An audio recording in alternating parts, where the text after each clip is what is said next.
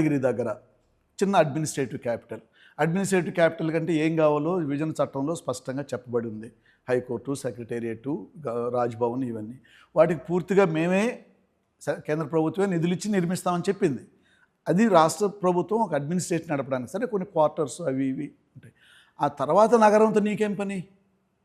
ఇప్పుడు ఆ తర్వాత నగరం దాని కండిషన్స్ని బట్టి, అనుకూల ప్రతికూల పరిస్థితులను బట్టి ఒక ఆర్గానిక్ గ్రోత్లో నగరం పెరుగుతుంది. Over a period of time Guntur, Mangalagiri, Vijayawada అన్ని కలిసిపోయిండేటివి. సో మంగళగిరి అయినా మనకు విజయవాడ పరిసరాలే అంటారు. విజయవాడ పరిసరాలు అన్నప్పుడు మీరు ఒపీనియన్ తీసుకున్నా, ఈమెయిల్స్ పెట్టినా ఎక్కువ వస్తాయి. దాన్ని వీళ్ళు దీనికి అన్వయిస్తున్నారు. సో ఇంత కంప్లీట్లీ మిస్లీడింగ్. ఇప్పుడు తుళ్ళూరు ఎంత దూరం ఉంది విజయవాడకు? విజయవాడ నుంచి హైవేలో మంగళగిరి వెళ్ళడానికి తుళ్ళూరుకి వెళ్ళడానికి తేడాలే. ప్లస్ లో లయింగ్ ఏరియా, దాన్ని మళ్ళీ మనం ఫ్లడ్స్ గురించి మాట్లాడదాము.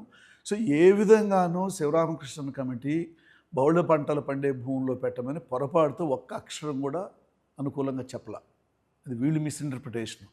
ప్లస్ అసలు బహుళ పంటల భూములు ముట్టుకోవద్దన్నాడు ఆయన. ఇది మనకు ఈ జరీ భూములు అనేటివి సివిలైజేషన్ అంటే మనం చరిత్ర, నాగరికత, ప్రకృతి అంటాం. ప్రకృతి మానవాళికి ఇచ్చినటువంటి వరం అంటాను నేను. 3 పంటలు పండే జరీ భూములు, 15 అడుగుల్లో నీళ్లు ఉండేటువంటి భూములు, అవి అల్టిమేట్గా ఎవడెంత కోటీశ్వరుడైనా నువ్వు ఎన్ని కోట్లు సంపాదించి వెనకేసుకున్నా భోజనం తినేటప్పటికి మట్టిలోంచి రావాలి ఫుడ్.